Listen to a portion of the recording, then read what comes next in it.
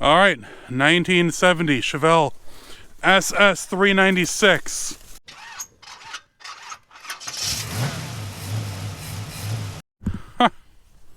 All right, 1970 Chevelle SS 396. It used to be up against that truck. They have since moved it enough so I can actually see it. All right, here we go. Oh, it's wrapped around me. There we go. This thing is sitting on top of, or there's another car sitting on top of it. But there you go. The remains. You can see there's the remains of a tree. Bench seat car, automatic on the column. There's still a key in the ignition. There we go. But this is sad. But oh, maybe that's the transmission. Any idea what the history on the SS is? Yeah, it had a full bench seat. We didn't like it, so. So they had a full bench seat. They didn't like it, so they threw it out in the yard. I mean, there are worse things to happen. But that is cool. Take a look at that 1970 Mustang shaker hood. That thing's got to be worth a few dollars. It's crazy. Unfortunately, the audio on this half of the video series went wonky. I don't know what exactly happened, but I got nothing but static for like 4 or 5 different video clips in this area. So I'm gonna have to do a little voiceover work and try to explain what exactly is going on. But we're looking right there at a 1970 Mustang Fastback. I'm pretty sure it was a standard car. It wasn't a Mach 1 or anything like that. But that is the hood that that's what the shaker hood came off of. I believe it was another 351 car. Don't quote me on that. This is one of the cars that is available at the yard. You can contact the owner through the description link to his email. He'll know what you're talking about probably. And in this area, there's a bunch of cool cars. You can see there's another 69 Mach 1 Mustang sitting just over on the other side of these cars. And there's a few other surprises when I can get around because it's really close. Really close. That right there is a 69 Mach 1 Mustang. I believe that was a 351 4-barrel car. Or maybe it wasn't even a real 69 or a Mach 1. I forget there was one that was weird because it had like the stripes we think were added on, and I don't know enough to decode them. And my friend Doug, who does, he had already gone ahead. I think we talked about it, but not important. It's a 69 Mach 1 Mustang or a fastback or a sport roof, whatever you want to call it. It is in the yard. It is for sale. So this car, as I said, was for sale, is for sale. You can contact the owner. His email is in the description below. And as you can see, it has the fancier badges up on the sail pillars, or what we call them, the flying buttresses. But it has a 69 Mach 1 scoop, or side stripes. These used to sit next to each other, but they moved the Mach 1 for some reason. This right here is a 70 Chevelle Malibu, but it has a real cowl induction hood on it, which is completely surprising.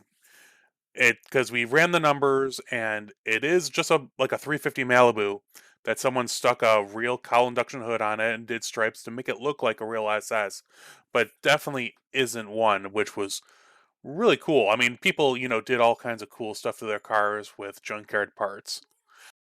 The timing, of course, works out perfectly for me to do this voiceover work because they're doing a heavy construction outside my apartment window and it sounds like a battlefield. But right there was a 1970 Dodge Polara, and behind there is a 69 El Camino on like a Blazer platform. Some really cool stuff. My friend Doug there is pointing out a red Trans Am Firebird, I believe. And we're both big Mopar guys, so we were talking about the Polara and some weird stuff that we found in it. So, yeah, that thing, I love Big C by, especially in such pretty colors like that. I think it was burnt orange or copper.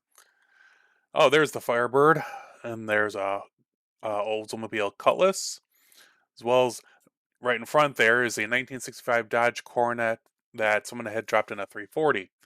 Unfortunately, what the story is, the guy was trying to kill his wife or girlfriend, and he wrecked the Coronet. I think he cut a brake line or something like that. And he did get caught, he did go to prison. But also in this yard, you can see right in front of us is a real 1969 Buick GS convertible in Monte Carlo. I know you don't see the... Oh, and the Buick GS is a convertible. This was another weird one. This was like a 69, 68 Camaro, I forget exactly what, that someone had stuck a Chevy Love pickup truck grill into. I mean, you make work what you have, but of all the customizations I'd seen in the past, that was a big surprise. There's the cut-up rear end of like a 58 Chevy.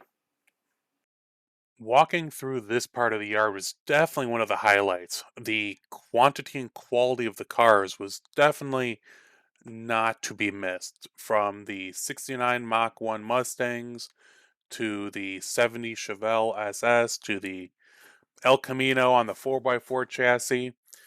It's cool to see what they were 10 years ago and what has grown up and what has changed.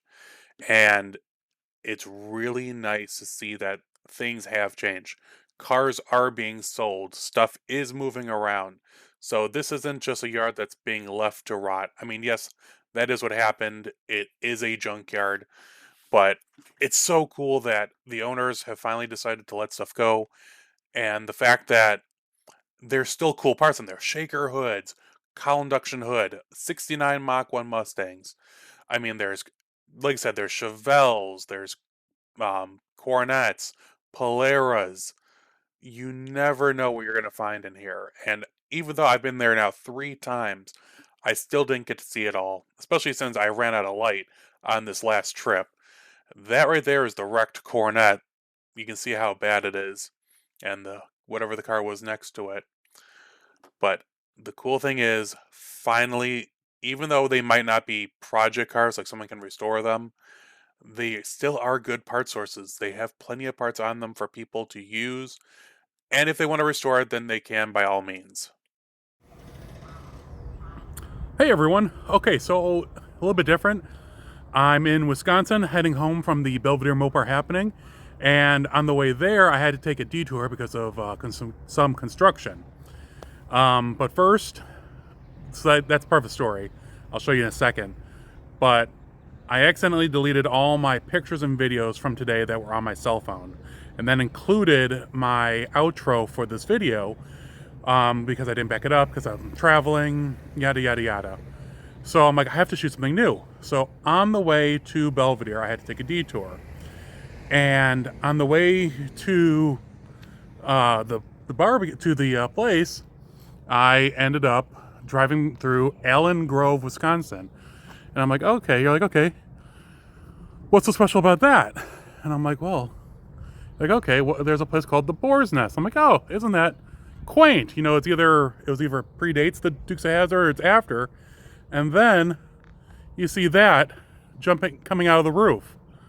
And that is a 68 Dodge Charger done up like a 69 Dukes of Hazzard General Lee that's on the roof. Oh, let's see if I can, ooh, come on.